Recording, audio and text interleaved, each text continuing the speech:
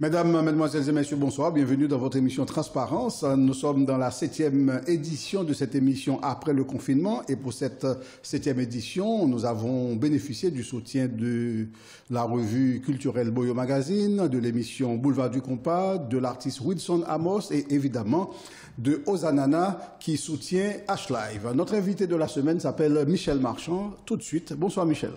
Bonsoir Pradel, heureux d'être là et je salue les téléspectateurs de Transparence et surtout de H-Live, une télé qui monte, on va dire. Oui, une petite télé qui monte, voilà, tout à fait. Donc aujourd'hui, nous allons discuter, nous allons parler, nous allons voir. Nous allons essayer d'avoir une vue d'ensemble de la situation sociopolitique haïtienne, vu que tu es un Haïtien à 100%, c'est-à-dire quelqu'un qui vit en Haïti. 200 200%. Voilà. Donc, on va essayer de savoir ce qui se passe au niveau d'Haïti. Et évidemment, il faut faire une petite présentation de notre invité. C'est ce que nous faisons dans cette émission à chaque fois. J'ai eu du mal à faire une présentation de toi, donc j'ai commencé à mettre quelques petits trucs sur mon papier. Après, j'ai dit finalement, il faut laisser faire Michel. Donc, ce que je vais faire, je vais dire 2-3 mots. Ensuite, tu vas compléter. Est-ce que tu es d'accord? Bon, on y va. Parfait. Michel Marchand est un homme aux multiples casquettes, ça nous le savons déjà. Il est un grand spécialiste de la sécurité routière, c'est un homme d'affaires, c'est un gestionnaire, il est également professeur, animateur de radio, chanteur, ancien candidat à la magistrature suprême de sa ville natale. Ah oui, d'accord. J'ai eu peur. J'ai eu peur. Etc., etc. Je suis sûr que j'ai raté pas mal de choses. Est-ce que tu peux nous compléter cette présentation? Non, on pourrait rajouter animateur, présentateur, radio. Oui, je dis animateur radio, oui, effectivement. Écrivain à 16 heures perdues. Écrivain à 16 heures perdues, tout à fait. Continue, je sais que la liste est très longue. Donc, non, mais sinon, ça va. Ça va. On n'en rajoute pas. Tu es un ancien résident de France. Combien de temps as-tu passé en France? Une trentaine d'années. J'ai vécu une trentaine d'années ici. Et donc, tu as choisi de retourner en Haïti après avoir vécu autant d'années en France. Et pourquoi as-tu choisi de retourner vivre en Haïti? Ça a toujours été un rêve de retourner en Haïti pour me réinsérer auprès des miens, pour offrir à Haïti, pour rendre à Haïti ne serait-ce qu'un peu de ce qu'Haïti m'a donné, parce que je suis pas né sur la terre de France et j'ai laissé Haïti très jeune, certes, dans ma vingtaine. Donc du coup, les 20 premières années que j'ai vécues en Haïti, je suppose qu'Haïti m'a donné beaucoup de choses. Donc il est important pour moi de rentrer en Haïti et de rendre à Haïti un peu de ce que ce pays m'a donné.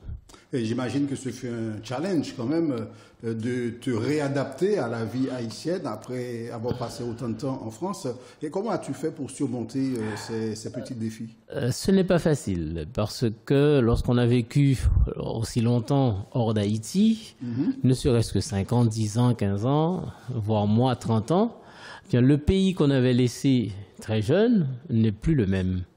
Et il faut retrouver ses marques, il faut essayer de comprendre les gens parce que les mœurs ont évolué, les situations ne sont plus les mêmes et même le langage est différent. Rentrer en Haïti et vouloir s'installer, ce n'est pas chose facile. Il faut faire preuve de beaucoup d'humilité, il faut faire preuve de sagesse. Parce qu'il ne faut pas se dire que moi je viens de France, je viens des États-Unis et je sais tout, j'ai tout vu, j'arrive là-bas en donneur de leçons. Non, quelqu'un qui fait ça, c'est l'échec assuré. Et quelles sont les plus grandes déceptions que tu as eues pour commencer? C'est le côté, on va dire, réfractaire des Haïtiens au changement, la peur de l'inconnu, la peur de l'autre.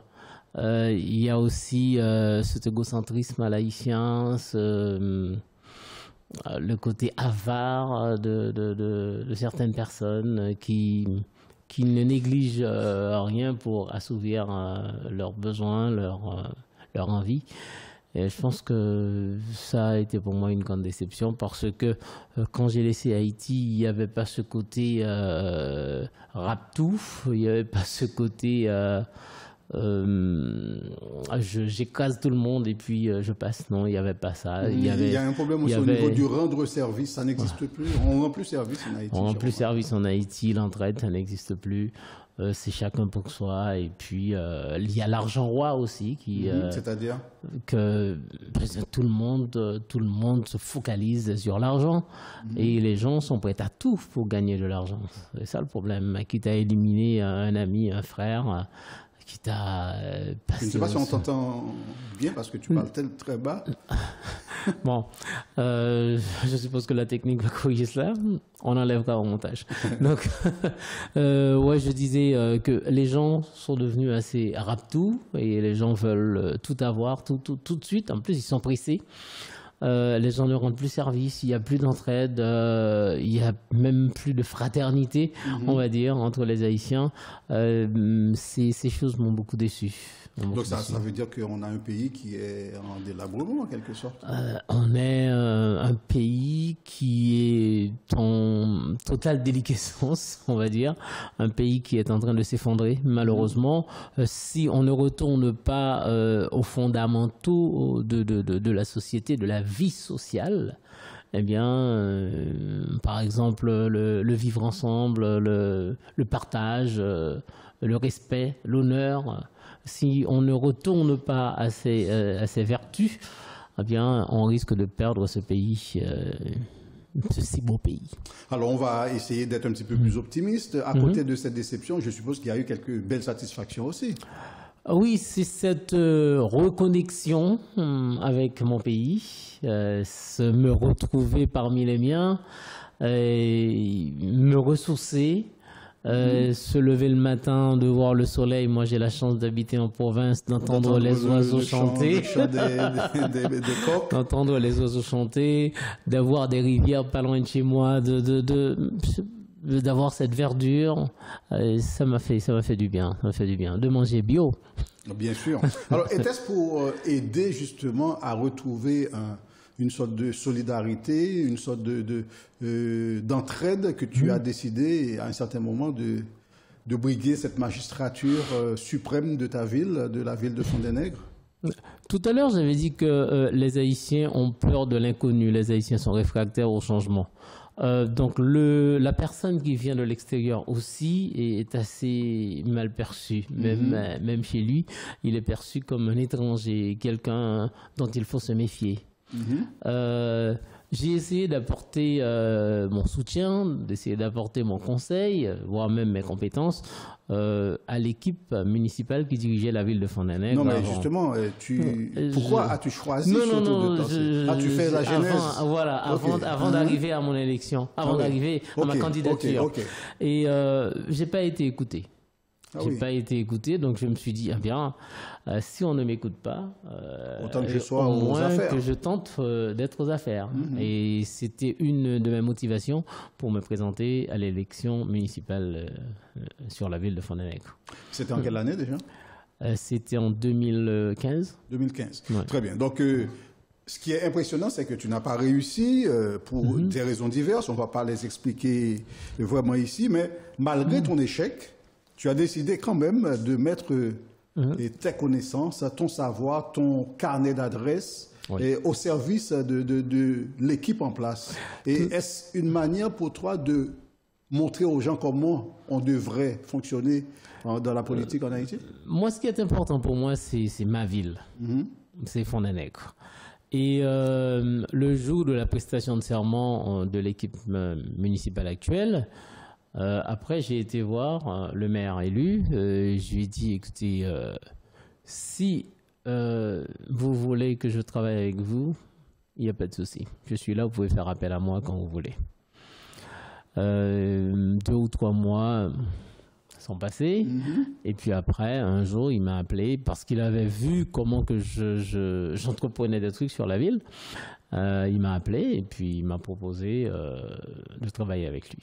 Et comment ça s'est passé? Est-ce que les gens qui sont autour de lui, ils ont bien accepté cette décision? Comment ils t'ont accueilli, entre guillemets, dans cette équipe? Certains non, parce qu'il y a toujours cette peur de l'inconnu. Non, en plus, sans vouloir me vanter, je suis une figure quand même sur la ville. Donc, certaines personnes avaient peur que je fasse de l'ombre au maire. Et je suis resté à ma place pour apporter mon soutien dans les domaines pour lesquels il m'avait engagé. Donc, à aucun moment, j'ai essayé de faire de l'ombre au maire. On a pu le remarquer en France, puisque tu es venu avec lui en France, et on a compris très bien que tu ne voulais pas empiéter sur ses plates-bandes, parce que tu as ouvert des portes pour lui, mais tu es resté derrière la porte, en fait, pour le laisser faire. Tout à fait, j'ai ouvert la porte, mais il passe devant.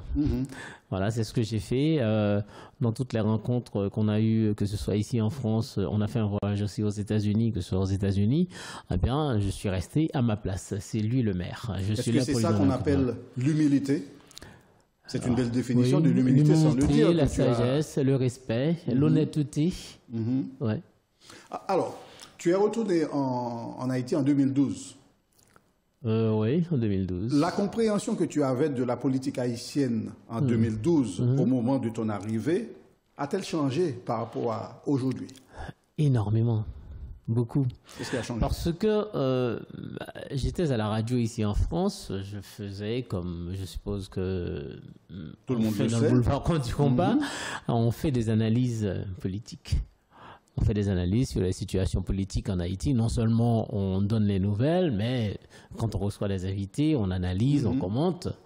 Et je me suis rendu compte que certains de mes commentaires allaient dans cette forme de IACA. IACA faire ci, IACA faire ça. Alors qu'en Haïti, j'ai compris que c'était pas ça du tout. Non. Parce que ici en France, on a un pays avec des institutions bien définies, avec un cahier des charges pour chaque institution, ce qui doit être fait dans tel ou tel domaine, chacun à sa place. Et les personnes qui sont aux places sont des personnes compétentes. Voilà, ils font leur travail comme il se doit. Mais malheureusement, en Haïti, on a souvent des personnes qui ne connaissent rien d'un domaine, qui malheureusement se retrouvent à la tête d'une institution donnée. Donc, du coup, le travail ne peut pas être efficace. Et là, je me suis dit qu'il y a un problème. Donc, la compréhension que j'avais de la politique haïtienne, c'était par rapport à ce que je vis en France. Et non par rapport à la réalité haïtienne. Donc tu transposais la vie haïtienne à la vie d'ici, tu disais que ça pouvait être à peu près pareil, tu pouvais trouver une certaine similitude. Et non, il n'y en avait pas du tout. Il n'y avait pas du tout. Parce que en Haïti, les hommes en poste, c'est souvent par le copinage, par... je veux dire, non, c'est pas pareil. Et... la politique en soi aussi en Haïti est faite de calomnie, de violence. Il y a une violence dans la politique en Haïti, de mensonges. C'est vrai que je ne dis pas qu'il n'y a pas de mensonges dans la politique française, mais je ne dis pas qu'il n'y a pas de l'hypocrisie, mais l'hypocrisie elle est sournoise. Alors qu'en Haïti, c'est clair que oui, ça devient la norme. Ouais. Donc, malheureusement, c'est ce qui me déçoit un peu dans la politique en Haïti. Et en plus, on ne fait pas de la politique. C'est pas un débat d'idées, c'est pas argument contre argument. C'est comment je vais trouver un moyen d'éliminer cet adversaire. Ce qui est impressionnant, c'est que dans un débat en Haïti, c'est à celui qui crie le plus fort, qui pense que son message passera. Non seulement qui crie le plus fort, mais qui va sortir un scoop, même si c'est un mensonge, sur l'autre qui est en face pour l'affaiblir. Est-ce que tu penses que la politique haïtienne a changé entre 2012 et 2020? En pire? Oui, en pire. Ça a changé en pire. Oui, en pire. Parce que... on a les mêmes équipes au pouvoir depuis 2012, en fait. Oui, mais on a malheureusement des gens qui arrivent au pouvoir qui ne connaissent absolument rien du pouvoir. C'est pour cela, moi, quand je me suis porté candidat à la mairie de Fond-d'Annex, certaines personnes sont venues me voir. C'est pas pour que je ne sais pas si c'est pour que je puisse avoir les chevilles qui enflent. Et les gens sont venus me voir pour me dire, Michel, il serait préférable que tu te présentes à la députation, etc. Je leur ai dit, moi, j'ai besoin d'apprendre. J'ai besoin de faire mon apprentissage parce que j'étais pas politicien avant. Je fais mes premiers pas dans la politique. Il est important que j'apprenne. Et malheureusement, certaines personnes arrivent dans la politique et leur premier job dans la politique, c'est être président de la République. Leur premier job dans la politique, c'est être ministre. Leur premier job dans la politique, c'est être sénateur. Comment cette personne-là va pouvoir être efficace dans son travail? Et on dit souvent que les gens qui viennent de l'extérieur, quand ils arrivent en Haïti, quand ils arrivent au pouvoir, ils oublient d'où ils viennent. T'as pas eu peur justement que tes proches en France pensent la même chose? J'avais demandé à la communauté française de m'aider à garder les pieds sur terre. Bon, j'ai pas été élu. Est-ce qu'elle l'a fait? Ah non, mais alors, est-ce qu'il faut savoir que même si t'as pas été élu... Faut savoir que j'ai des amis très très fidèles. Je vais pas citer leur nom. J'ai des amis très très fidèles qui me rappellent un peu. Alors, je peux citer le nom de Pradel Saint-Fleur. J'ai des amis très très fidèles qui me ramènent sur terre de temps en temps. Qui aimerait que je fasse attention aussi à moi parce que la politique elle est dangereuse en Haïti.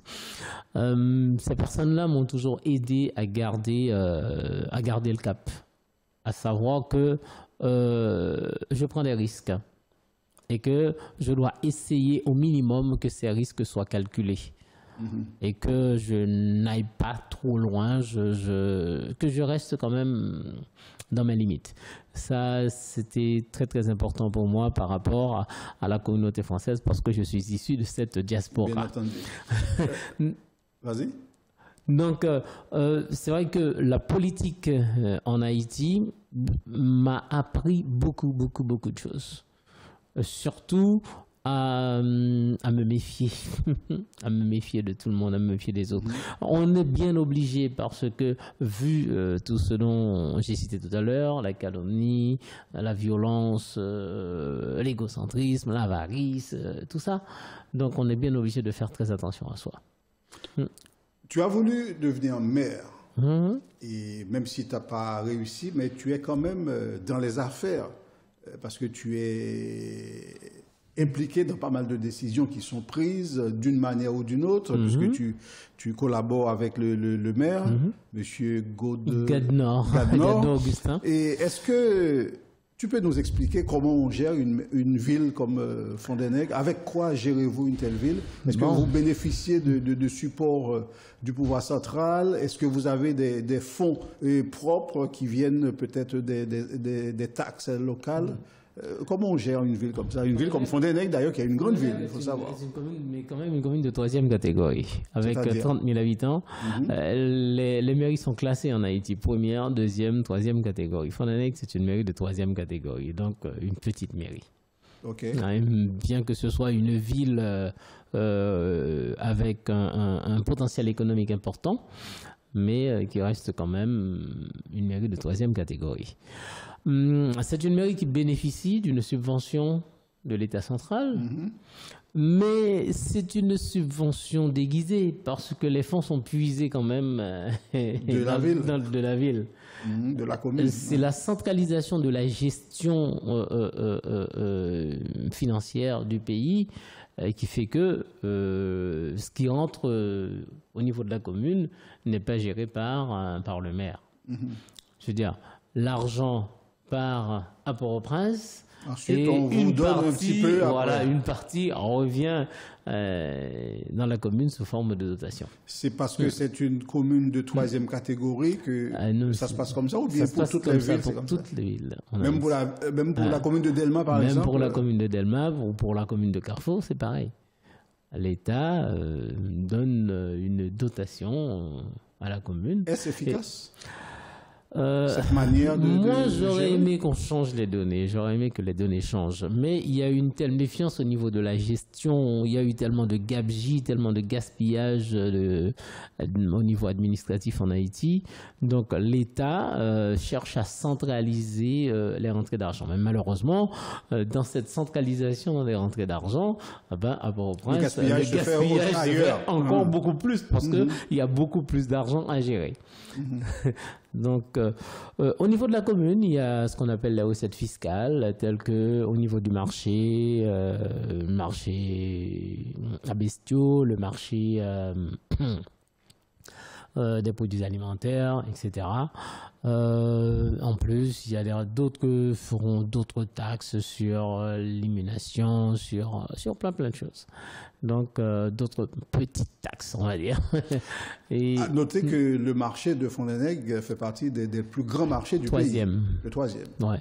Donc, ça veut dire que c'est un marché qui rapporte de l'argent à l'État. C'est un marché qui rapporte de l'argent à l'État, mais qui ne rapporte pas vraiment à la commune. Malheureusement. Okay. Et il y a beaucoup de commerçants sur la place aussi qui payent des impôts. Et malheureusement, ce qu'on reverse à la commune ne représente représente très peu. Pour ne pas dire, ne représente rien par rapport à ce qui est versé par les commerçants de la ville. Quand la commune a besoin de faire quelque chose au niveau infrastructure, quand c'est lourd financièrement, la commune fait appel au pouvoir central ou bien c'est avec les maigres subventions que vous avez que vous gérez? Une partie vient des maigres ressources propres de la commune. L'autre partie peut venir de l'État central. On monte un projet et puis on s'adresse au ministère de l'Intérieur et les collectivités territoriales. Ou bien on demande des dons à des ONG. À des ONG? Encore des ONG? Ah oui, encore des ONG. Voilà. Et ça fonctionne? Avec le maire Gadno-Augustin, ça a fonctionné parce qu'on a construit 2 ponts, on a construit un marché qui n'est pas totalement terminé, mais les gens utilisent l'espace quand même. On a pu acquérir un véhicule pour le transport des matériaux. On a eu par le biais de l'État central un compacteur pour le ramassage des ordures ménagères. Et on a acquis un backloader, ce qu'on appelle en français, c'est comment déjà? Je sais pas. le nom va me revenir, et ça c'est le mot anglais. Eh bien, on a fait des efforts au niveau de la commune de Fontenay par une rigueur intense sur les dépenses. Alors, tu as parlé du backloader, ça me fait penser à une anecdote, c'est que au départ, c'est toi qui as passé un backloader à la ville. T'en avais un, tu l'as passé, tu leur as prêté, non? Non. C'était pas à toi? Non, c'était pas moi. Okay, donc, c'était pas moi. Non, je croyais.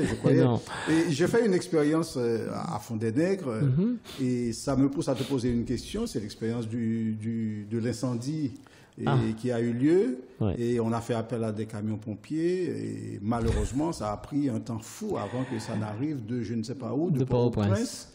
Et est-ce qu'il y a des démarches qui ont été faites pour qu'il y ait au moins une caserne de pompiers dans cette commune ou aux alentours? C'est vrai qu'on a essayé de développer avec la ville de Miragouane, la ville de Payan, une intercommunalité.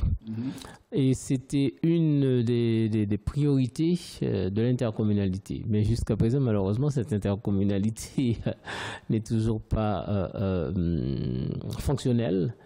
Et du coup, encore rien n'a été fait en ce qui a trait à un poste d'incendie en Haïti. Bien, et au niveau jumelage, il n'y a rien pour l'instant entre Fontenay et des villes de pays étrangers? On a travaillé dessus, mais les villes qui nous ont été proposées par Intercité, d'ailleurs, on était venu ici en France dans les rencontres des collectivités.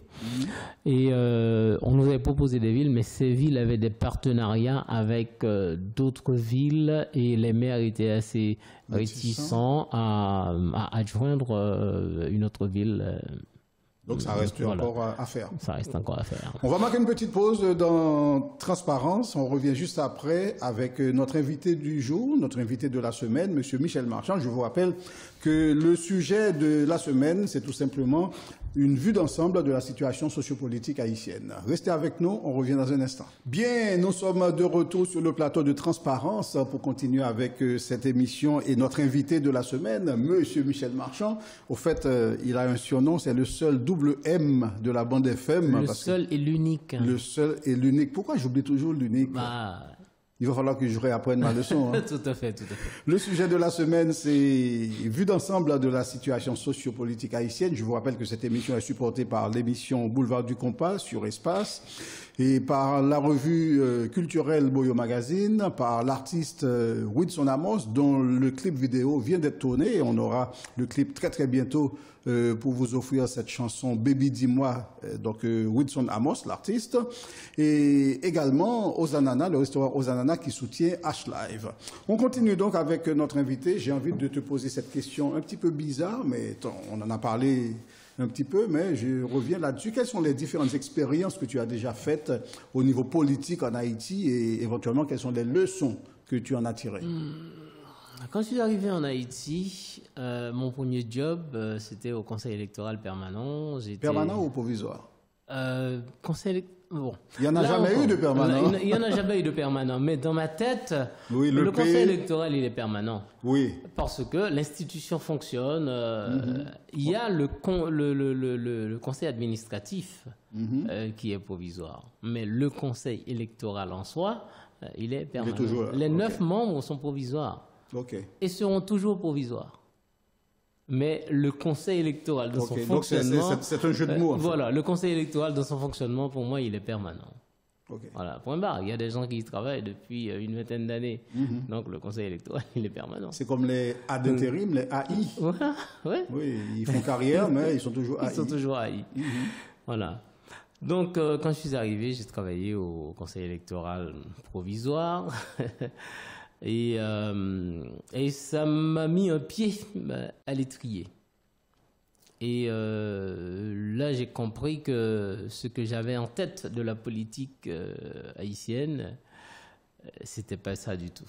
C'était pas ça du tout parce que c'est là que j'ai compris qu'il y avait beaucoup de corruption. C'est là que j'ai compris que certaines personnes s'octroyaient des droits que la fonction ne leur donnait pas. Et j'ai compris quel mot que je pourrais utiliser, ce snobisme, il y a ce côté hautain des personnes quand elles sont après moi c'est le néant, quoi. Voilà, c'est comme a dit le président Jovenel, après Dieu c'est moi, le seul chef de ce pays. Donc il a dit ça. Ah si, il a dit ça. Il a osé dire en tout cas. Ah oui, il a osé dire ça. Donc, c'est là le problème. C'est là le problème. Il y a ce côté méprisant, ce côté... J'ai connu ça. Et ça... je pensais qu'on était là, on était une équipe. Certes, chacun à sa place et qu'on avait un travail à faire, un travail collectif, en parfaite collaboration, collectif et collaboratif, pour produire quelque chose. Alors que pour moi, il n'y avait pas de production du tout de mon temps. Il n'y avait pas de production. J'étais là, mais à chaque fois que j'essayais de produire, il y avait un blocage. Ouais, il y avait un blocage. Ouais. Alors, tu es un spécialiste de la sécurité routière. Je sais que tu as fait des tentatives pour proposer des choses intéressantes pour que justement, pour qu'il y ait un petit peu de sécurité au niveau de la circulation routière en Haïti. Qu'est-ce qui s'est passé exactement? Raconte-nous. J'aime bien quand tu racontes cette histoire. D'accord. C'est qu'en France, j'ai travaillé comme jury professionnel dans le domaine du transport et de la sécurité routière où j'accompagnais les moniteurs et les inspecteurs qui devaient délivrer les permis lourds et super lourds en France. Donc, étant donné que j'avais suivi des stages dans le domaine, ça m'a donné des notions très importantes, je dois dire, au niveau de la sécurité routière. Et mes voyages en Haïti pendant que j'étais encore en France m'ont fait comprendre que la situation au niveau de la sécurité routière en Haïti était catastrophique. Et j'ai commencé par élaborer un projet bien avant de rentrer en Haïti. Bien sûr. Un projet en plusieurs points où je pointais les déficits et j'avançais les solutions. Et arrivé en Haïti, j'ai présenté mon programme à plusieurs instances. Je peux les citer, la BID, l'USAID, l'Union européenne, et aussi des instances étatiques telles que le ministère de l'Intérieur, la secrétaire d'État à la sécurité publique, la présidence. Et je n'ai eu des réponses que des instances étrangères, telles que l'USAID, la BID et l'Union européenne, qui m'ont convoqué pour présenter mon projet. Au niveau de la BID, j'ai eu la chance de rencontrer un certain monsieur Vallée, je ne l'oublierai jamais, qui avait le même profil que moi en termes de formation. Et M. Vallée a cru dans mon projet. Il m'a orienté vers un responsable du ministère des Transports en Haïti. Cette personne ne m'a jamais reçu jusqu'à aujourd'hui. Donc, et ça m'avait fait comprendre que en Haïti, on a peur des compétences. On a peur des compétences ou bien ils ont d'autres priorités? Est-ce qu'ils ont des priorités? Vu la situation, ne serait-ce que dans ce domaine de la sécurité routière, je ne crois pas que ça fait partie de la priorité. Alors, c'était en quelle année Là, on est en 2012, la première année. Lorsque je suis arrivé en Haïti, j'ai créé une association que j'ai appelée MIRT Sécure, Mouvement indépendant pour la réhabilitation des conditions de transport et de sécurité en Haïti. Avec cette association, j'ai pu travailler justement par rapport à mon projet pour le compte de l'USAID dans la formation parce que l'USAID venait de faire don à Haïti de quelques ambulances et les gars qui devaient conduire ces ambulances, je ne vais pas les appeler des ambulanciers, les gars qui devaient conduire ces ambulances devaient être formés. Et on avait fait appel à moi et un confrère pour faire ce travail. Et ensuite, j'ai pu contacter aussi le service de la circulation des véhicules. Et là, c'était une sorte de déconvenu parce que on m'a accepté, j'ai commencé à faire des propositions. Et puis un jour, il y a un gars qui m'a dit, Michel, si tu dois travailler avec nous, tu vas faire ce qu'on te dit de faire. Alors, direct. Et comme on te dit pas grand-chose, parce qu'on ne sait pas ce qu'il y a à faire, donc... Donc, le gars m'a dit, Michel, si tu dois travailler avec nous, tu vas faire ce qu'on te dit de faire. Donc, c'est ça la situation sociopolitique haïtienne, les gens font ce qu'ils veulent. C'est ça le problème. Et malheureusement, au détriment du pays. C'est ce que je disais tout à l'heure, c'est que les gens n'ont aucune compétence dans un domaine quelconque, mais ces personnes-là se trouvent chefs. Et étant donné qu'ils sont chefs, ils décident à tout et n'importe quoi, sans respecter les normes, sans respecter la déontologie du métier, rien du tout. Donc voilà pourquoi le pays est dans cet état. Je veux dire, dernièrement, j'ai participé à une réunion où on voulait revoir la sécurité routière en Haïti. Mais la première chose que les gars ont mis en avant, c'est l'argent. J'avais dit non, c'est pas l'argent qu'il faut mettre en avant, les gars. Ouais, il nous faut tant pour qu'il y ait des centres de contrôle routier, il nous faut tant. Je dis, mais quelles ressources humaines que vous avez?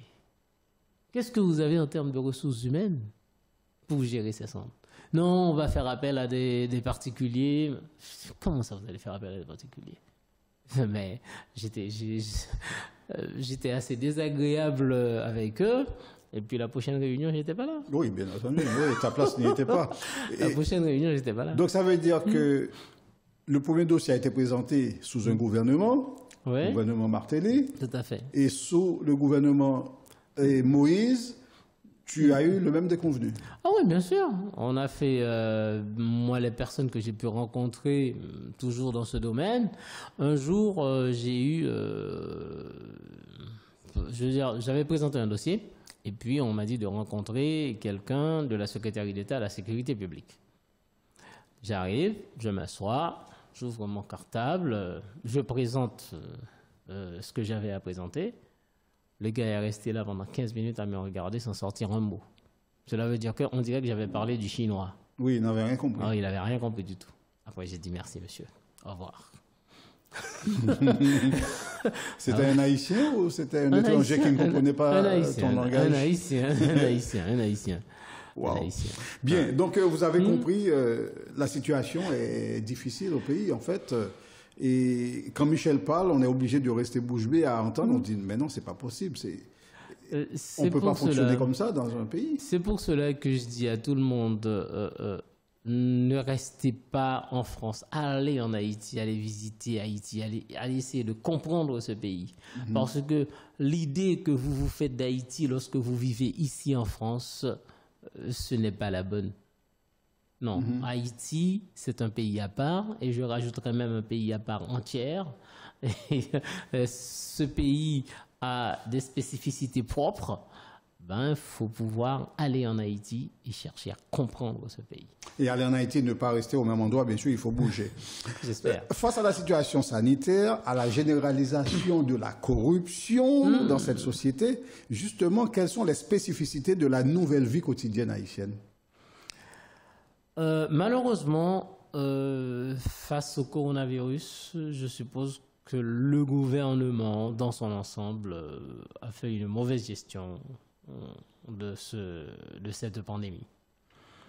Parce qu'on n'a pas eu vraiment un pays qui était en confinement. Les marchés publics ont fonctionné normalement. Certes, ils ont essayé, peut-être à Pétionville, de mettre un peu de distanciation, mais ça n'a jamais été fait. Les transports en commun, les gens sont toujours entassés comme des sardines dans les papadapes. Donc, cela veut dire que aucune réelle mesure vraiment n'a été prise pour ne serait-ce que diminuer l'effet de cette pandémie en Haïti. Mais heureusement, on a peut-être eu la providence, on a peut-être eu le soleil, on a peut-être eu, je sais pas, la nature a fait son œuvre. Haïti a été, on va dire, protégé parce que on a eu très peu de morts, même si le chiffre avancé, d'après moi, n'est peut-être pas le bon. Voilà, tout à fait. Mais on n'a pas eu l'hécatombe. Je veux dire que le ministre de la Santé attendait, d'une certaine façon. Voilà. Est-ce parce que les Haïtiens ont une résistance immunitaire beaucoup plus élevée que certaines autres populations?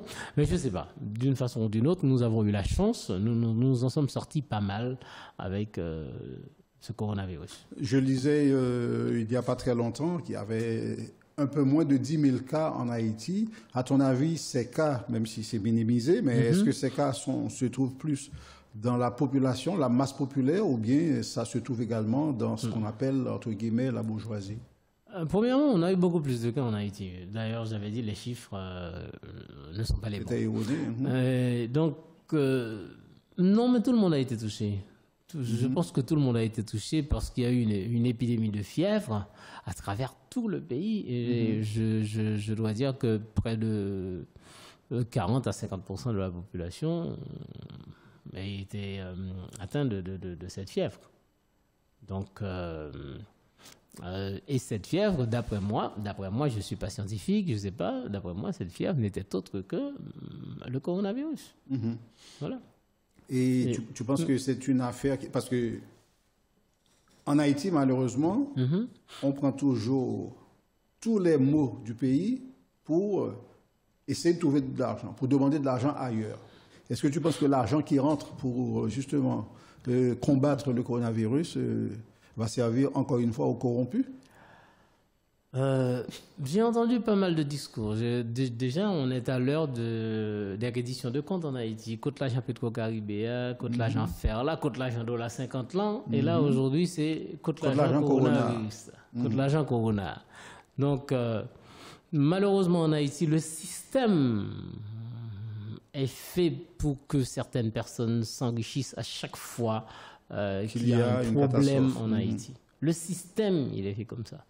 Donc, ce système doit être combattu pour permettre à l'argent de servir vraiment à ce pourquoi il a été destiné. Il faut réduire cette corruption ambiante en Haïti, réduire, parce que Oui, éradiquer, ce serait un beau rêve, et je ne suis pas du tout rêveur, et réduire au moins cette corruption ambiante en Haïti, et puis cette corruption qui crée dans la société une sorte de distorsion, si je peux employer le mot, où une partie de la société est super riche, donc et puis il y a cette rapidité dans la richesse, les gens qui arrivent à un poste l'année dernière et puis l'année d'après. Ouais, ils ont changé de statut. Ah oui, totalement, de pauvre à riche. Ah, super riche. Et, super. Donc, je crois qu'il y a un travail sérieux à faire dans ce domaine. Est-ce qu'on pourra peut-être un jour éradiquer la corruption en Haïti? Bon, ça je l'ai dit, c'est peut-être non. Mais travailler pour diminuer les effets de la corruption, on peut. Mais est-ce que les personnes au pouvoir veulent arriver à diminuer les effets de la corruption? Ça, c'est une question à laquelle ni toi ni moi, on ne peut pas répondre tout de suite. C'est un système dans lequel tout le monde, en fait, tous ceux qui baignent dedans, quoi, sortent gagnants. Bien entendu. Donc, est-ce que ces personnes-là vont mettre un frein à certaines pratiques? Est-ce que ces personnes-là vont décider de réguler, de mieux réguler la chose publique? Je ne pense pas que c'est dans leur intérêt, ni dans l'intérêt de leurs acolytes. Et un des effets de la corruption, c'est l'exode des jeunes. Qu'est-ce que tu penses de l'exode de nos jeunes? C'est d'une tristesse. Moi, je suis arrivé en Haïti avec un concept dans la tête, hein, et sur le papier aussi, j'ai couché. C'était ce que j'avais appelé le renouvellement et le renivellement par le bas. Cela veut dire que c'est d'aller auprès de la masse, auprès de la population la plus démunie, la plus délaissée, et essayer de leur apporter de l'instruction, de l'éducation et les former à un métier pour leur permettre de gagner leur vie dignement. C'était ça le concept, c'est comme ça que je l'avais détaillé. Et j'arrivais avec l'idée de dire aux jeunes, surtout les jeunes de chez moi à Fontanelle, vous n'avez pas intérêt à fuir le pays. Vous ne devriez pas partir. Il serait bien d'essayer plutôt de vous construire, d'apprendre mieux à lire et écrire, d'apprendre un métier et puis de gagner votre vie ici. Vous ne serez jamais mieux ailleurs que chez vous. Et c'est ce que je disais. Mais lorsque j'ai compris le mode de fonctionnement de la politique en Haïti, ça me fait de la peine, mais je dis plus rien. Je dis plus rien. Ça me fait de la peine quand un jeune laisse Haïti pour se rendre au Chili, au Brésil, mais je ne dis plus rien. Je ne dis plus rien. Je constate. C'est vrai que parce que je suis impuissant. C'est désolant quand même. Je suis impuissant. Ouais. Alors, en corollaire à cet exode, existe-t-il une place pour les diasporas, les membres de la diaspora en Haïti? Moi, je dirais aux membres de la diaspora de ne pas attendre que les gens d'Haïti vous fassent une place. Non. Il faut vous rendre en Haïti et vous faire votre place. Parce que vous y avez droit. Parce que vous êtes haïtien comme les autres. Ce ne sera pas facile, et c'est pas facile du tout, mais n'attendez pas que les gens d'Haïti vous fassent une place. Ils ne vous la feront pas. Alors, tu vois, je connais bien ta capacité d'analyse, de réflexion. Ça me pousse à te poser cette question bizarre. Comment tu vois, est-ce que tu perçois des pistes de solutions aux maux du pays? La solution doit venir d'abord d'une instruction et d'une éducation de manière intense de la base des gens qui malheureusement, dans une grande proportion, ces gens-là ne savent ni lire ni écrire. Et maintenant, comment arriver à rentrer ces gens-là dans ce système? Et là, je dirais copier Fidel Castro ou bien Che Guevara. Les jeunes, après l'université, ben, on signe un contrat avec eux pour qu'ils aillent dans les provinces former les gens. Moi, je copierais cette formule-là. Et puis après, et en même temps, en parallèle, développer les écoles nationales pour permettre aux gens d'apprendre à lire et écrire. Et ça, tu me pousses à revenir à Fond-des-Nègres. Il y a combien d'écoles à Fond-des-Nègres? Il y a un lycée, il y a... On a beaucoup. Il y a un lycée, mais le local n'appartient pas à l'État. On a plusieurs, ce qu'on appelle les collèges, des écoles secondaires. Oui, on a des écoles primaires, des écoles fondamentales nationales. Donc, juste après le bac, les jeunes peuvent partir. Mais avant, vous ne les laissez pas partir. Entre guillemets, vous ne les laissez pas partir parce qu'il y a quand même les infrastructures. Les jeunes peuvent rester jusqu'au bac à Fond-des-Nègres sans aucun problème. Et puis après, poursuivre leur université à Miragoâne ou bien à Port-au-Prince. Très bien. Et tout le consensus semble se diriger vers un dialogue national. Beaucoup de gens parlent de conférence nationale. Et as-tu une idée là-dessus? Est-ce que tu penses que c'est une bonne chose? Ça doit se faire? Et si oui, comment tu penses que ça pourrait se faire? Je suis sceptique par rapport à cette conférence nationale. Lorsqu'on a une population illettrée, lorsqu'on a une carence de leadership, lorsqu'on a un pays avec des gens avec un revenu aussi faible, des gens qui manquent de tout, ça laisse toujours place à des dérives. Et la conférence nationale, on voulait surtout la faire avec des partis politiques. Je ne crois pas que ce soit la bonne solution. Parce que déjà, les partis politiques en Haïti sont sur une base trop fragile. Parce que la façon même dont les partis politiques sont constitués en Haïti, elle n'est pas solide, il n'y a pas un socle. Non. Je crois que si on veut faire une conférence nationale, il faut d'abord faire les gens qui veulent émerger, les gens qui ont une carapace de leader. Il faut aller vers ces gens-là pour créer des groupuscules, des regroupements et pour pouvoir véhiculer un message direct à la population, sans détour, sans mentir. Dire aux gens la vérité. On ment trop au peuple haïtien. Le peuple haïtien ne croit plus à ce qu'on lui dit. Comment on va faire une conférence nationale fondée sur le mensonge? Non. On ne dit pas la réalité aux Haïtiens. On entraîne les Haïtiens dans un rêve, dans une utopie. Et sans oublier un problème grave qu'il y a dans le pays, le bon Dieu bon. Les gens attendent que la providence ramène tout. Ça aussi, c'est un réel problème. Il y a trop de problèmes qui représentent un frein à cette conférence nationale. Maintenant, il faut absolument trouver une formule pour impliquer toute la population. Mais maintenant, moi, peut-être que je n'ai pas encore l'idée qu'il faut, mais il faut absolument que nos hommes politiques réfléchissent à une idée fédératrice qui va permettre à tout Haïtien de se sentir concerné par cette conférence. Oui, je pense qu'il faudrait quand même qu'ils commencent à utiliser les médias, parce qu'il y a beaucoup de radios dans le pays, justement. Il faudrait qu'il y ait un message fort qui passe régulièrement, qui est diffusé pour permettre aux gens d'avoir accès à toute l'information. Merci de me faire rire. Les radios. Les radios en Haïti, c'est un désordre. Pas possible.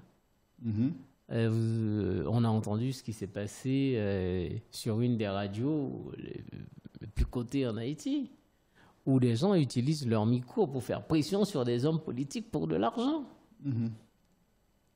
Et ça se passe partout à travers le pays. Il suffit que le gars se dit, moi, j'ai une certaine écoute, d'accord? Donc c'est mon fonds de commerce. Mais bien sûr, c'est un fonds de commerce. Le gars fait pression quand il veut, sur les hommes politiques. Quand il veut. Ah, mon cher, j'ai un dossier, je vais le sortir, là. Et pour ne pas le sortir, ben, l'homme politique négocie. Il faut que tu payes. Ah oui. Et c'est pas seulement les hommes politiques, ça se passe avec les commerçants, ça se passe avec les entrepreneurs.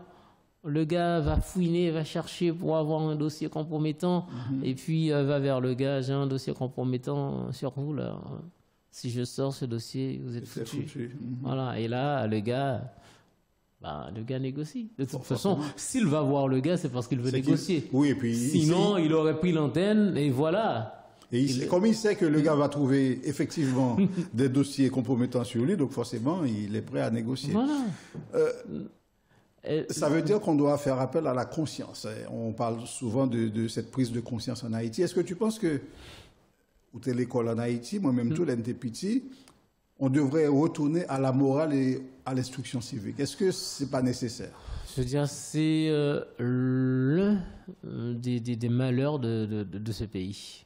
On n'aurait jamais dû enlever dans les petites classes ce petit livre dans lequel nous avons étudié l'instruction civique. L'instruction civique et morale. On n'aurait jamais dû enlever ce petit livre. Ce petit livre nous donnait le sentiment d'appartenance. Ce petit livre nous inculquait ce que c'est que laïcianité. La fierté. Oui, la fierté d'être haïtien. Donc, maintenant, l'haïtien est là, il est là. Il est là. Il vivote, il vit même pas. Et le problème qu'il y a aussi dans ce pays, ça part de la fondation même du pays, c'est que personne ne se sent vraiment haïtien. Responsable. Ah oui. Haïtien. Ouais, c'est clair. Haïtien. Parce que nous sommes venus d'Afrique, on nous a planté là, notre rêve c'était de retourner en Afrique. Les colons sont arrivés là pour s'enrichir et puis pour repartir dans leur pays. Les seules personnes qui étaient maîtres de ce pays, on les a exterminés. On les a exterminés, les Indiens. Donc cela veut dire que ce pays n'appartient à personne. Et personne ne veut se sentir appartenu à ce pays. Oui, sauf que c'est dans ce pays que certains s'enrichissent. Ben oui, mais il faut voir que même l'haïtien qui s'enrichit en Haïti, il investit où? Il investit chez le voisin, il investit aux États-Unis, alors qu'il a fait sa richesse en Haïti. Les Syriens, les Libanais qui sont arrivés en Haïti, ben, quand ils s'enrichissent, ben, ils investissent ils ont un pays dans leur pour pays, investir. Oui, ils investissent aux États-Unis, oui, ils investissent. Donc, je veux dire, personne ne se sent vraiment concerné par ce qui se passe dans ce pays. Donc, on a un problème d'appartenance. Si à un certain âge, on prend conscience, même nous qui sommes là, hein, Pradel, c'est pas, je parle pas des autres, je parle bien de sûr, nous, on je est parle concernés, de moi, nous sommes je acteurs. parle de moi. Oui. Donc, même nous qui sommes nés en Haïti, nous n'avions pas connu l'Afrique, mais je veux dire, si on demande à un Haïtien quel est son rêve le plus cher, il répondra partir. Partir. Laisser Haïti. Partir. Et tu ne peux pas lui en vouloir. Ah non. Non, parce que rien n'a été fait pour qu'il se sente chez lui. Sente bien, pour qu'il y reste. Hein. Rien n'a été fait pour qu'il se sente chez lui. Il n'a pas d'intérêt pratiquement dans ce pays. Peut-être plus tard, en grandissant, lorsqu'il aura vécu à l'étranger, qu'il aura eu des déceptions, qu'il aura connu la galère, il va se dire, mais finalement, mon pays, c'est Haïti. Voilà. Et peut-être qu'il va y retourner, peut-être qu'il va couper court aussi avec Haïti totalement. Peut-être qu'il va y retourner pour justement faire en sorte à ce que ça change. Non, certes, il y a des gars qui retournent et qui aident à ce que ça change.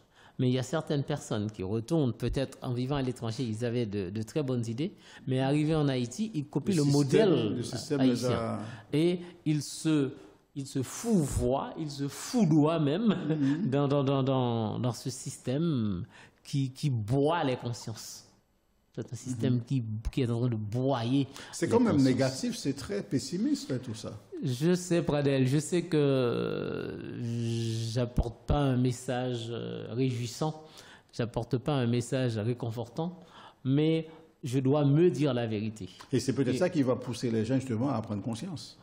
C'est justement ce que je voudrais.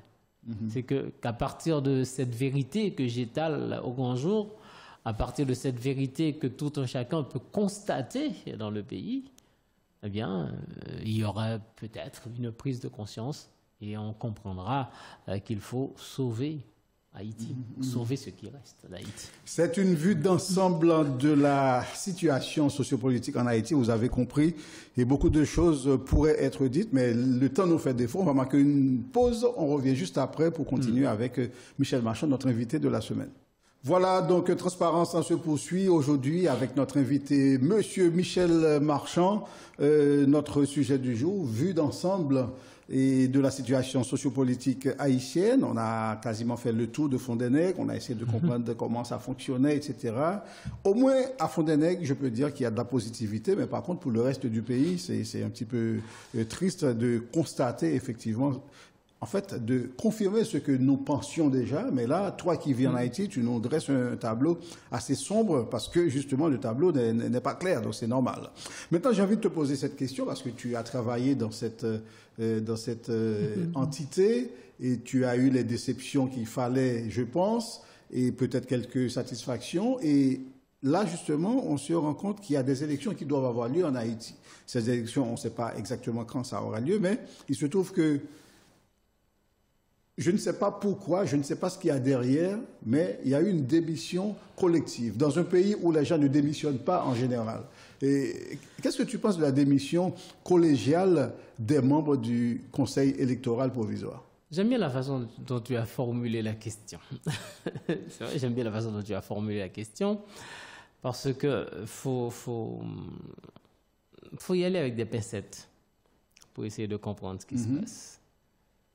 C'est un pays dans lequel les gens ne démissionnent pas. Et on voit comment les gens s'accrochent au pouvoir. À qui profite cette démission en bloc? Et qu'est-ce que ces commissionnaires, ces représentants ont eu en échange de leur démission? Alors, ce sont des questions qu'il faut se poser. Il y a un membre qui avait démissionné de son propre chef. Et les 8 c'était autres, le 3 juillet. Ouais. Voilà, et les 8 autres ont démissionné en bloc. Est-ce que c'est parce qu'ils sont en désaccord avec le gouvernement, le président en particulier? Je ne pense pas. Au contraire... C'est parce qu'ils sont en accord. Je pense même c'est parce qu'ils sont en accord avec le président de la République. Et cette démission n'est pas fortuite. Cette démission, c'est quelque chose pour moi de bien réfléchi, de bien calculé. Je ne sais pas quel calcul a été fait, mais dans mon analyse, je pense qu'il y a eu un calcul politique lié à cette démission.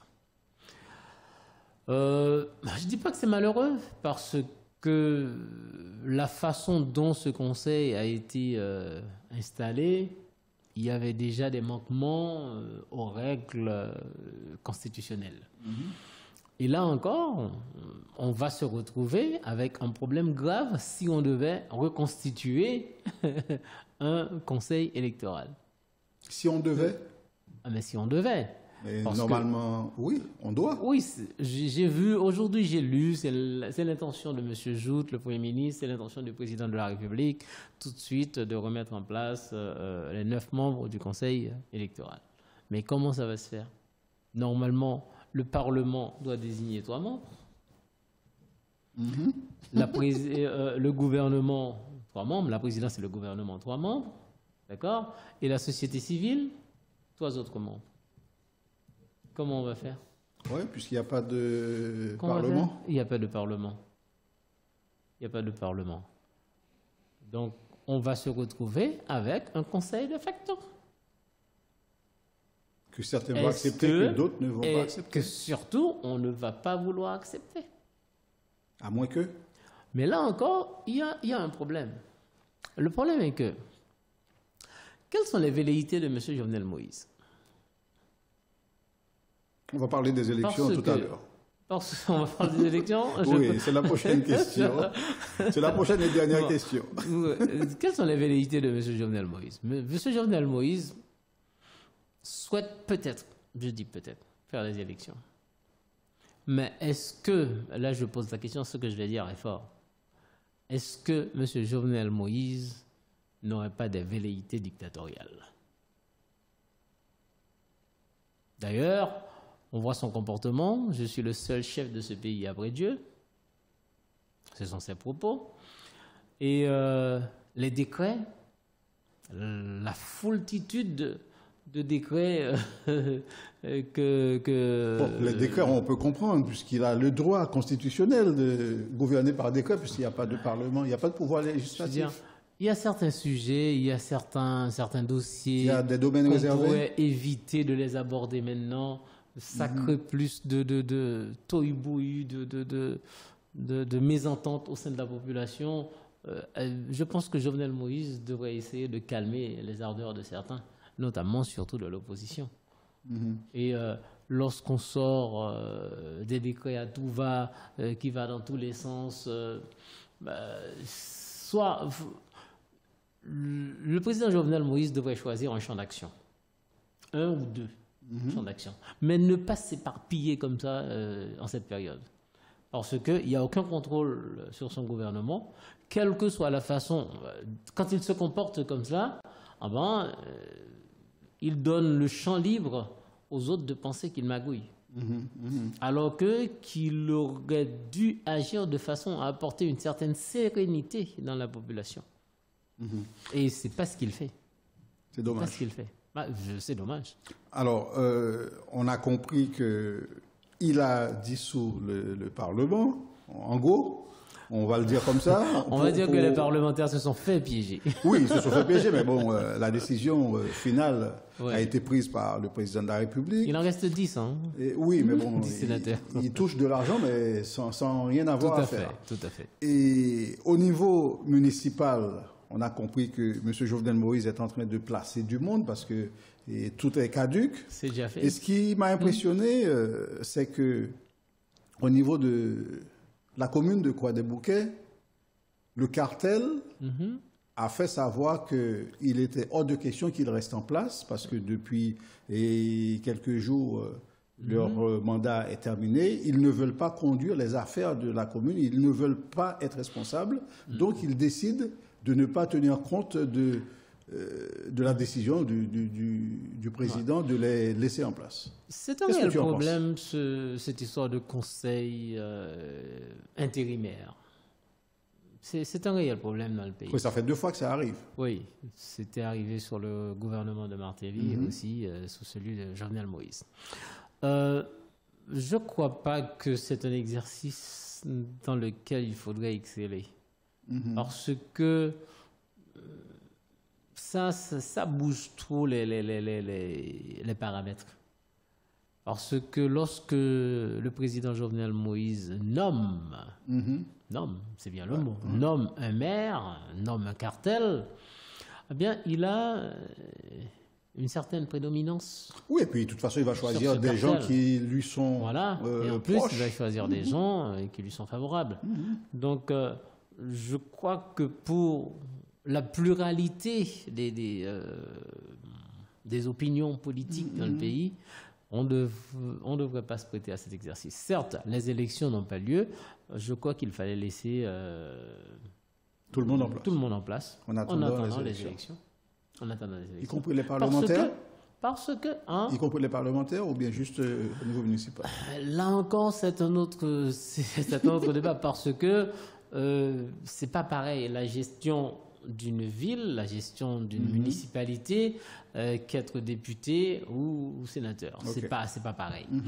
Je crois que tout le monde aurait dû rester en place, tel quel, en attendant les élections. Le problème qui va se passer, admettons qu'il n'y ait pas d'élection, par exemple, là encore, il y a un débat, est-ce que le président Jovenel doit partir 2021 ou 2022 Ça, c'est... peut-être qu'on trouvera un accord, peut-être qu'on ne trouvera pas d'accord. Donc, il partira quand il partira. Mais le président Jovenel souhaite... Je pensais que tu allais dire qu'il partira quand il voudra. J'allais y venir. Le président Jovenel souhaite partir et être remplacé par un président élu. Et s'il n'y a pas d'élection, qu'est-ce qu'il va faire? Alors justement, ça dépend de lui. Alors, on y arrive tout de suite. Justement, c'était ma prochaine et dernière question. J'anticipe. À ton avis, aurons-nous des élections? Parce que il faut savoir que théoriquement, on demande qu'il parte le 7 février 2021. Lui, il dit qu'il partira le 7 février 2022. Et pour partir le 7 février 2022, il faut qu'il y ait des élections au plus tard en novembre 2021. Donc il faut faire vite là. On a une année pour faire des élections et on connaît Haïti, on sait ce que c'est. Et le Premier ministre dit on va faire des élections avec les moyens du bord, avec les moyens locaux. Donc ça veut dire qu'il faut absolument faire vite et se préparer. Bon, pour qu'il y ait des élections, il faut qu'il y ait un conseil électoral. Il faut qu'il y ait, étant donné qu'il n'y a pas de parlement, il faut qu'il y ait un décret électoral. Tout ça, ça se prépare. Donc, si on parle de février 2021, on n'aura jamais le temps de faire tout ça. Oui, c'est clair. De toute façon, il est hors de question. Donc, parce que cela veut dire le gars a dit il partira. Il est fort probable que le président Jovenel reste en place jusqu'en février 2022. Au mieux. Au mieux, oui, au mieux. D'ailleurs, de la façon qu'il le dit, tant qu'il n'y a pas d'élection, il reste en place. Parce qu'il a dit je suis la dernière transition, un truc comme ça. Ça veut dire qu'après moi, il n'y aura pas de transition. Il y aura plus de transition. Il reste là jusqu'à ce qu'il y ait un élu. Cela veut dire qu'il restera au pouvoir jusqu'à ce qu'il y ait des élections et qu'il soit remplacé par un président élu. Donc, cette démission collective des membres du CEP est très politique. On se comprend maintenant. Est-ce que cette démission collective des membres du CEP n'est pas un coup politique pour ne pas faire d'élection? Parce qu'on sait très bien que les décisions, ce genre de décision en Haïti, ça traîne. Même pour avoir un Premier ministre, on sait combien de temps ça prend. Donc pour avoir un conseil comme ça avec autant de membres, 9 membres... Déjà, les règles constitutionnelles ne pourront pas être respectées. Donc là encore, il y a un problème. Il y a un problème. Et on sait qu'en Haïti, on n'en a pas parlé au cours de l'émission, les gangs qui se sont fédérés.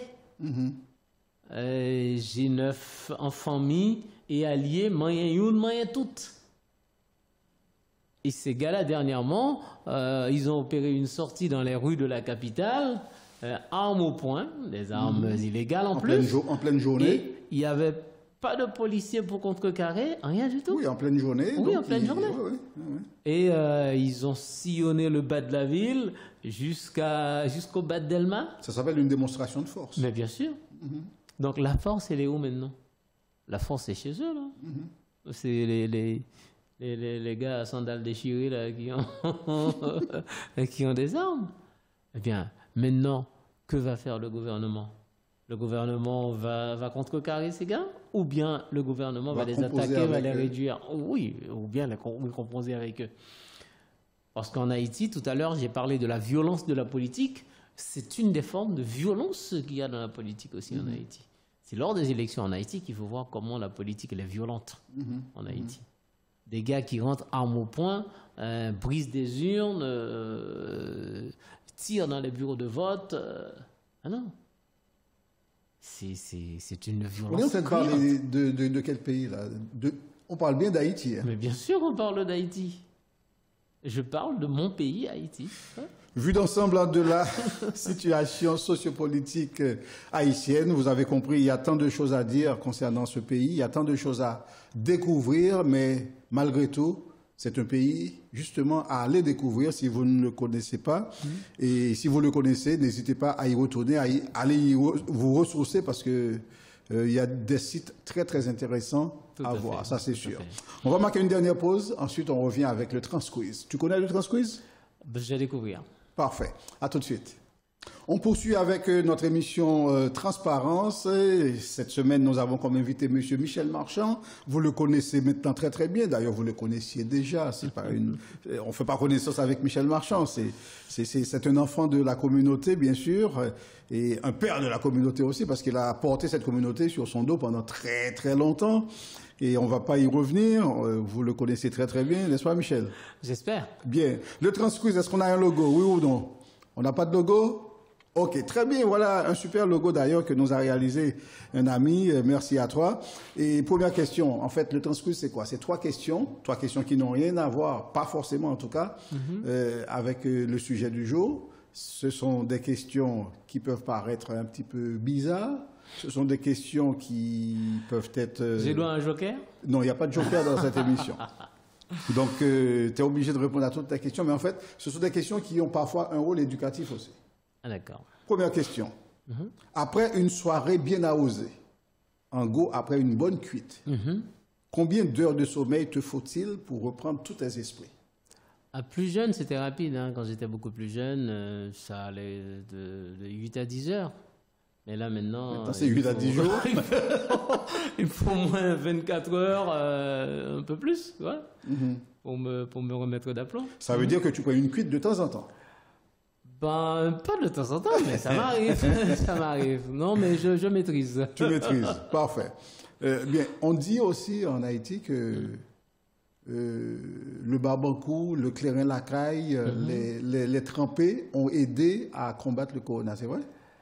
Ben, justement, je ne sais pas voilà pourquoi j'ai cité pas mal de choses qui auraient pu intervenir dans ce combat contre le coronavirus. Voilà. Ok. Je ne sais pas. Deuxième question dans le transquiz tout de suite. Est-il vrai qu'Haïti fait partie des Antilles? Ben, je dirais si Cuba, qui est au nord-ouest d'Haïti, si la Jamaïque, qui est au sud-ouest d'Haïti, si la République dominicaine, qui est à l'est d'Haïti, sans oublier tout l'arc antillais avec la Martinique, la Guadeloupe, Curaçao, Trinidad, etc. Ben, si tous ces pays-là font partie des Antilles, ben, nous aussi, Haïti aussi. Mais qu'est-ce que tu as appris? Parce que pour nous qui avons vécu ou qui vivons en France, nous savons très bien, quand on dit Antilles, on voit Guadeloupe, Martinique, point à la ligne. Non, les gens devraient dire Antilles françaises. Antilles françaises, Martinique, Guadeloupe, oui. Mais les Antilles, c'est plus grand que ça. Alors, sinon, la Dominique ne ferait pas partie des Antilles. Trinidad ne ferait pas partie des Antilles. Très bien. Donc, tu revendiques l'antillanité d'Haïti. Je suis un Antillais, oui. Mais d'Haïti. Oui. D'ailleurs, j'aime me dire, je suis plus antillais que les Guadeloupéens et les Martiniquais, parce que je fais partie des grandes Antilles. Parfait. Troisième question. Est-ce que tu es prêt pour cette troisième question? Ben, je suis là. Hein. J'ai pas le choix. Pour l'instant, tu es bien parti pour... J'ai pas droit à un joker. Non, tu n'as pas droit au joker. Quelle différence y a-t-il entre une décade et une décennie? Il y a un mot anglais, decade. Decade, yes. Qui veut dire la même chose que décennie. Oui. C'est là où les gens se trompent, justement. Ah, voilà. Donc, décennie, c'est une période de 10 ans. Et le mot decade en anglais, c'est une période de 10 ans aussi. C'est une période décennale.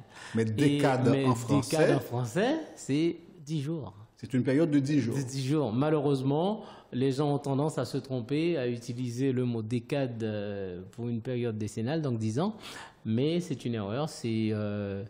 Bon, est-ce qu'on va dire que c'est un anglicisme? C'est un anglicisme. Bon, on va dire que c'est un anglicisme. Donc, du coup, quand les gens l'utilisent, on n'en tiendra pas rigueur. On les corrigera si on peut. Comme il y a des gens qui n'aiment pas être corrigés, donc si c'est quelqu'un qui accepte d'être corrigé, on lui dira non, tu t'es trompé. D'accord, ok. C'est bon? C'est bon, c'est parfait. Bon, donc, on a compris. L'astuce, en fait, c'était justement de jouer avec ce côté anglophone du mot. Tout à fait. Parfait. Pour terminer dans cette émission, il y a toujours quelque chose que nous faisons. C'est important pour nous, c'est important pour cette émission. Pourquoi? Parce qu'on aime bien pousser les gens à lire. Un peu de lecture, ça fait jamais de mal. Donc, on demande toujours à notre invité de donner des conseils de lecture pour cette semaine aux téléspectateurs. Est-ce que tu as des conseils à donner, un bouquin ou plusieurs bouquins à conseiller aux gens de lire cette semaine? Je vais en prendre un parce que l'histoire a tendance à se répéter en Haïti. Et malheureusement, pour bien comprendre le présent, il faut s'inspirer du passé. Et justement, il faut s'inspirer du passé pour bien comprendre le présent et préparer l'avenir. Tout à fait. Donc, il y a un livre très bien écrit d'Alain Turnier. Ce livre s'intitule « Quand la nation demande des comptes ». Quand la nation demande des comptes, Alain Turnier. Alain Turnier.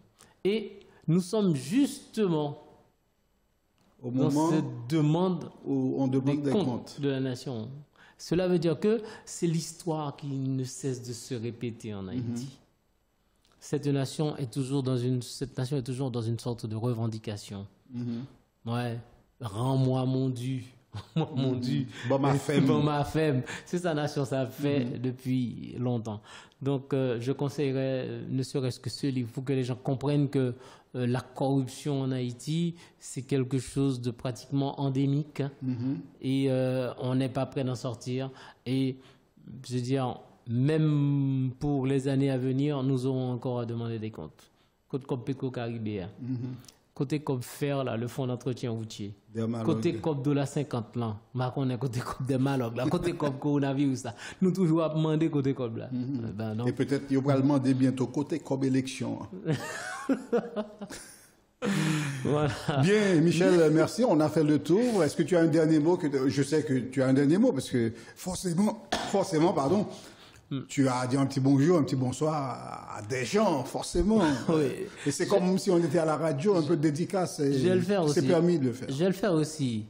Mais mon dernier mot serait de dire, malgré tout ce que je viens de dire d'Haïti, tout ce que je viens de dire de négatif par rapport à Haïti, c'est un pays que j'admire, c'est un pays que j'aime. Et je vais continuer à m'investir en Haïti. Tu veux continuer l'émission, quoi? Je vais continuer. Hein? Tu veux qu'on continue l'émission? Quel est ton site préféré en Haïti? Mon site? Ton site préféré? Oui. Parce que je sais que tu connais quasiment tous les sites haïtiens. Je me balade sur tous les sites pour essayer de puiser des informations, bonnes ou mauvaises, pour essayer de comprendre aussi, ça me permet de comprendre le fonctionnement de l'haïtien aussi et comment l'haïtien appréhende cette ferveur au niveau de l'Internet, des réseaux sociaux. Et puis, ça me permet aussi de me juger moi quand j'utilise les réseaux sociaux. Les réseaux sociaux. Comme tu ne veux pas répondre directement à la question, et je réfléchissais là-dessus, je disais, tiens, quand je vais au nord, je vois tous les sites que je peux découvrir. Et les gens ont tout de suite des sites quand on parle du nord. Et quand on parle de la capitale, j'en ai parlé dernièrement dans l'émission, on voit le Mupana tout de suite. J'ai fait une erreur, là. Mais... Pardon? Ah, non, sur le non. sud. Je parlais d'autres sites, moi. Je parlais de sites d'information. Non, je parlais de sites touristiques. Ah, mais il fallait rajouter le mot. Ok, bon, moi, des sites du pays, donc... Site touristique. Site touristique. Par exemple, quel est le site que tu préfères, le site touristique que tu préfères dans le sud? Dans le sud, deux. Le fort de Saint-Louis du Sud et Sommaturine. Sommaturine, qui se trouve à Campérin. Oui. Et le fort de Saint-Louis du Sud. Très bien. Ouais. Au Colombo, ici, qui est Saint-Louis du Sud ou pas? Oui, Magali Toplas. Voilà. Tout à fait. Non, mais j'ai des amis aussi à Saint-Louis. Et le nord, ben, écoute, le Fleuron, la Citadelle. La Citadelle. Malheureusement, la chapelle vient de sombrer dans un incendie, qui est bien malheureux. Un incendie dont on ne sait pas si c'était criminel ou pas. On ne sait pas. Et forcément, l'enquête se poursuit. Et se poursuivra longtemps encore. Voilà, et bien on termine l'émission tranquillement. Merci Michel d'avoir été... des nôtres, d'avoir accepté l'invitation. On t'a pris à la sortie de l'avion, on t'a emmené ici. C'est moi qui remercie Transparence, c'est moi qui remercie H-Live. Merci pour le travail que vous faites ici. La communauté haïtienne de France en a besoin. Très bien, merci. Voilà, donc c'était Transparence. Le sujet de cette semaine, c'était Vue d'ensemble de la situation sociopolitique haïtienne. Notre invité, c'était Michel Marchand. J'espère que vous avez passé un très très bon moment en notre compagnie. On se retrouve la semaine prochaine pour de nouvelles aventures, toujours dans Transparence avec, encore une fois, un invité trié sur le volet. Merci, c'était Pradel Saint-Fleur avec vous. À bientôt.